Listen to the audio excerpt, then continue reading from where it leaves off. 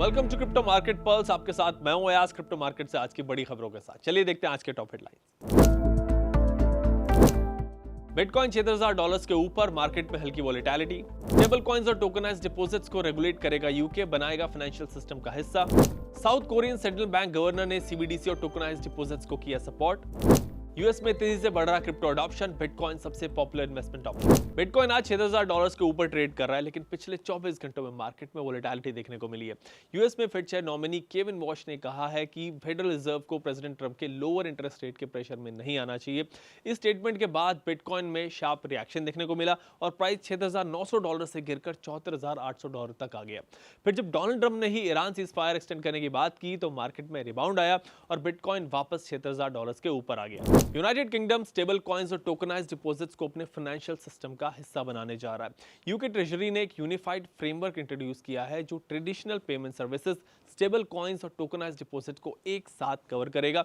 जो firm stable coin service offer करना चाहती है उनके लिए एडमिनिस्ट्रेटिव रिक्वायरमेंट को आसान किया जाएगा। बैंक ऑफ कोरिया के नए गवर्नर ने अपने पहले ही पब्लिक एड्रेस में सीबीडीसीज और टोकनाइज्ड डिपॉजिट्स को सपोर्ट किया है। उन्होंने कहा है कि सेंट्रल बैंक का प्रोजेक्ट हैंगयांग, जो एक blockchain based CBDC system test करने का पायलट प्रोजेक्ट है, उसके दूसरे फेज को वो आगे बढ़ाएंगे। डॉयचे बैंक ने एक सर्वे में बताया कि अमेरिका में क्रिप्टो अडॉप्शन तेजी से बढ़ रहा है। मार्च में क्रिप्टो वर्ल्ड में यूएस पार्टिसिपेशन 12% तक पहुंच गया है, यूके का पार्टिसिपेशन 9% और यूरोप का 7%।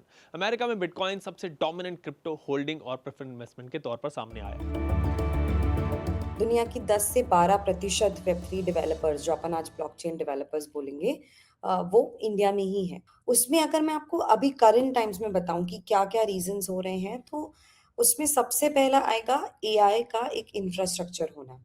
जैसे-जैसे आर्टिफिशियल इंटेलिजेंस बढ़ती जा रही है, वेब3 उसमें एक बहुत ही इंपॉर्टेंट सिस्टर टेक्नोलॉजी बन जाती है, राइट? जब आप एआई से क्रिएट कर रहे हैं कंटेंट या फिर कुछ एजेंट्स जो आपके लिए काम करते हैं एआई के थ्रू बने हुए, या पेमेंट्स ऑल्सो, तो ब्लॉकचेन वो एक लेयर बन जाता है जहां से ट्रांसपेरेंसी भी क्रिएट हो रही है, पेमेंट्स भी क्रिएट हो रहा है, ट्रस्ट भी क्रिएट हो रहा है। तो जैसे जैसे एआई बढ़ेगा, वेब3 उसके साथ और बढ़ेगा, और उसी के यूजेज में, क्योंकि एआई में भी इंडिया का यूजेज काफी ज्यादा है, काफी आगे है, बहुत लोग यूज कर रहे हैं, इसलिए वो भी ग्रो करेगा।